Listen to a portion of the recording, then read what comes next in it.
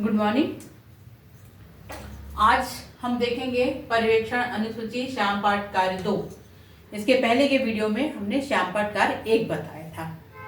इसके ऊपर की जानकारी वही होगी जो हम पाठ्य योजना में लिखते हैं, नाम, कक्षा, क्लास, विषय।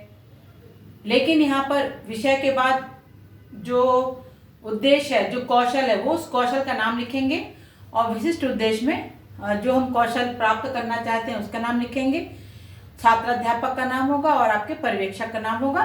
इसकी पूरी जानकारी प्रबलन वाला जो हमने वीडियो बनाया था उसमें दी गई है, तो उसको आप देख लीजिएगा। अब यहाँ देखते हैं, श्याम पाठ कार्य के विभिन्न घटकों की आवृत्ति के आधार पर उनका गुणात्मक मूल्यांकन करें और निम्न अनुमाप पर अंकित करें। इनके आधार पर छात्र अध्यापक को प्रतिपुष्टि दें। तो जो इसके पहले का वीडियो बनाया था जिसमें श्याम पाठ कार्य 1 था, वो हमने आवृत्ति देखी थी। घटक यही थे, बिल्कुल यही घटक थे। लेख की स्पष्टता और श्याम पाठ की स्वच्छता, श्याम पाठ में जो कार्य किया उसकी स्वच्छता और श्याम पाठ कार्य की उपयुक्तता, ये तीनों थे और तीनों अलग अलग सबके हमने बिंदु के बारे में बताया था। तो उसमें हमने आवृत्ति लिखी थी 1 से लेकर 10 तक, यानी ये शब्द आपने कितनी बार प्रयोग किया, उस आवृत्ति के ना उस अंकन के आधार पर ये आपको फीडबैक मिलेगा। जैसे आपने लेख की स्पष्टता का प्रयोग कितनी बार किया, 1 बार किया, 2 बार किया, 3 बार किया, 4 बार किया, 5 बार किया, 6 बार किया। इसी प्रकार अक्षरों में उपयुक्त अंतराल कितनी बार में था, 1 बार में नहीं था, 2 बार था, 3 बार था, 4 बार था या नहीं था। तो इस अंकों के आधार पर अब ये अंक क्या कहते हैं, 0, 1, 2 बिल्कुल बेकार, मतलब निल, आप में कोई प्रोग्रेस नहीं है। 3 को हम बोल सकते हैं सामान्य, 4 को अच्छा, 5 को और अच्छा और 6 को बोलेंगे श्रेष्ठ। यानी यदि आपको 6 नंबर मिल गए इसका मतलब श्रेष्ठ है, और 5 मिल गए तो बहुत अच्छा है, 4 मिल गए तो अच्छा है, 3 मिल गए तो सामान्य है, 2, 1, 0 बेकार है। तो लेख की स्पष्टता यदि 6 आई तो बहुत मतलब श्रेष्ठ है, आपकी लेख की स्पष्टता श्रेष्ठ में आएगी। इसी प्रकार हर के अंक दिए गए हैं और इसके आधार पर आपको ये क्या फीडबैक दिया जाएगा, फीडबैक मिलेगा कि आपने जो ब्लैक बोर्ड कौशल के घटक थे उनका सही उपयोग किया। अब जैसे अक्षर कक्षा के अंतिम छोर तक दिखाई देते हैं, यदि दिखाई देते हैं कितनी बार, वैसे कौन से अक्षर जो दिखाई नहीं देते, तो इसमें भी देखेंगे 1 बार, 2 बार, 3 बार, 4 बार, 5 बार, 6 बार। आपने ऐसे शब्द लिखे हैं जो आखिरी तक दिखाई नहीं देते, तो उनकी संख्या 6 बार है। इसका मतलब उसको आपको बढ़ाना पड़ेगा और आपके जो अक्षर वो पीछे तक दिखाई नहीं देते। तो 0 बार ऐसा हुआ, एक बार हुआ कि 2 बार हुआ, तो ये देखेंगे कि कितनी बार आपने ऐसा कार्य किया।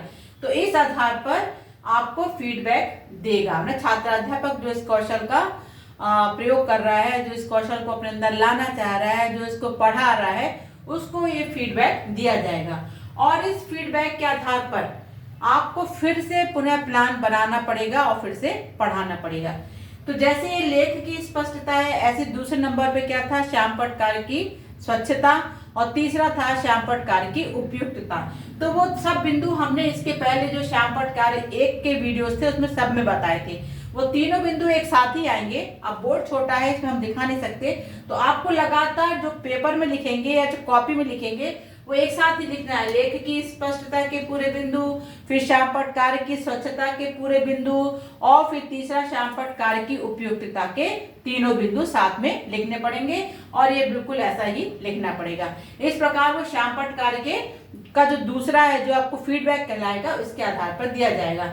इसमें केवल एक अंतर है, इसमें एक अलग से एक कॉलम बनता है जिसमें मैंने बताया था कि जो ध्यान देने योग्य बातें हैं, जो हमने लिखाया था कि शिक्षक ने ब्लैक बोर्ड साफ कमरे में आने के बाद सबसे पहले साफ किया कि नहीं, तो उसमें हाँ नहीं का कॉलम है, उसमें ये बिल्कुल नहीं, बहुत अधिक का कॉलम नहीं है। तो उसको मैं आपको अलग से एक वीडियो बना के दिखाऊंगी कि उसमें कैसा करना है। ये तीनों तो एक साथ ही आएंगे, लेकिन इसके अतिरिक्त जो ध्यान देने योग्य बातें थी, जो मैंने कहा था इसको भी ध्यान देने योग्य है कि आप ब्लैक बोर्ड साफ कर रहे हैं कि नहीं, साथ में चौक लेके आ रहे हैं कि नहीं, चित्रों का प्रयोग कर रहे हैं कि नहीं, रंगीन चौक का प्रयोग किया कि नहीं, डस्ट तो आप नहीं उड़ा रहे हैं, आप ब्लैक बोर्ड के कितने सामने खड़े हैं, आप पॉइंटर का उपयोग कर रहे हैं कि नहीं, तो वो अलग से एक कॉलम है जिसमें आपको जो पर्यवेक्षक है वो हाँ और नहीं का प्रयोग करेगा, तो वो मैं आपको अगले वीडियो में बताऊंगी। तो आज इस वीडियो में यहीं तक। इसके लिए मैं केवल एक ही वीडियो बना रही हूँ, अलग से नहीं बताऊंगी।